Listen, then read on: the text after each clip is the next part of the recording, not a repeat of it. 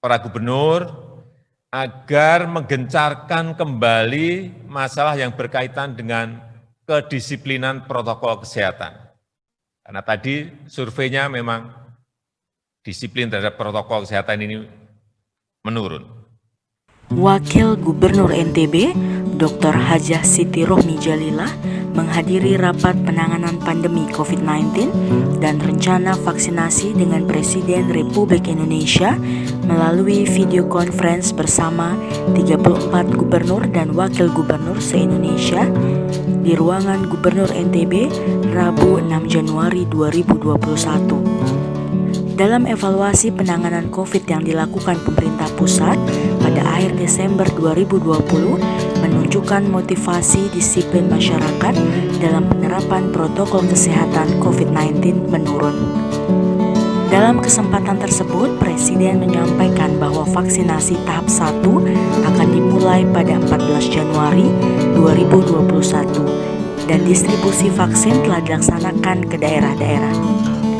Vaksinasi di daerah akan dimulai dengan pemberian vaksinasi kepada gubernur dan wakil gubernur beserta tenaga kesehatan yang akan dilaksanakan secara bertahap. Jangan sampai diartikan dengan vaksin ini kita lepas dari pandemi ini gitu loh.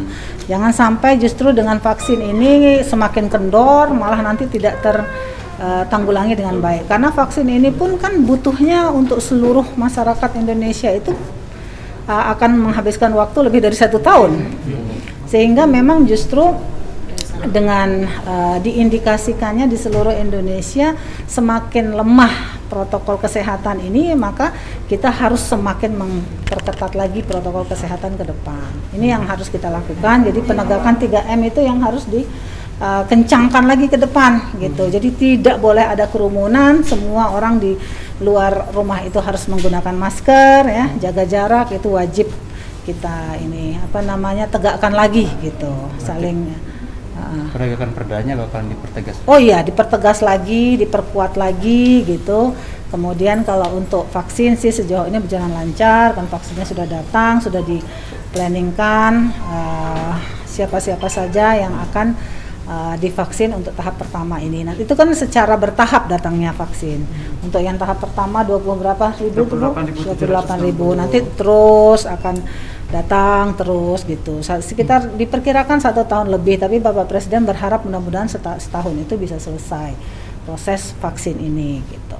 Itu sih tadi yang dibicarakan. Selain juga masalah ekonomi harus betul-betul diperhatikan juga di masa yang sulit ini gitu. Bagaimana supaya investasi itu bisa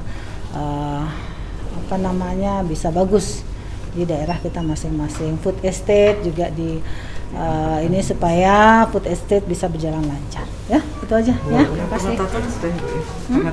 Pengetatan iya itu yang kita 11 sampai 25 Januari pengetatan untuk segala macam aturan ya 3M tadi ya, tidak boleh ada kerumunan ya. Penggunaan masker wajib. Jadi perda itu diperketat lagi. Ini untuk pelaku perjalanan juga, Bu? Iya, jelas. Kalau kita kan pelaku perjalanan kan tetap aturannya swab antigen ya. Oke. Terima kasih, Bu. Tambahan. Jadwal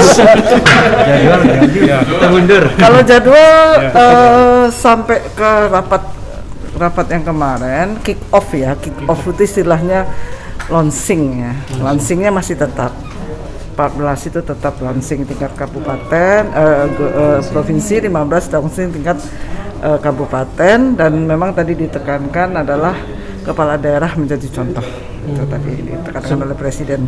Semua bupati, wali kota dan gubernur. Sama di 14 itu. 14 itu provinsi, 15 kabupaten kota. 15 kabupaten kota.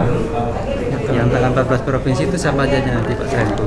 Memang ada 3 komponen ya, komponen pimpinan daerah, unsur pimpinan daerah, unsur organisasi profesi, jadi ada ketua ID, ketua IB, ketua PPNI dan sebagainya, unsur tokoh masyarakat dan tokoh agama. Jadi ada 3 unsurnya terwakili. Sekitar berapa tuh Bu Kadis? 10 sampai 15 orang. 10 sampai.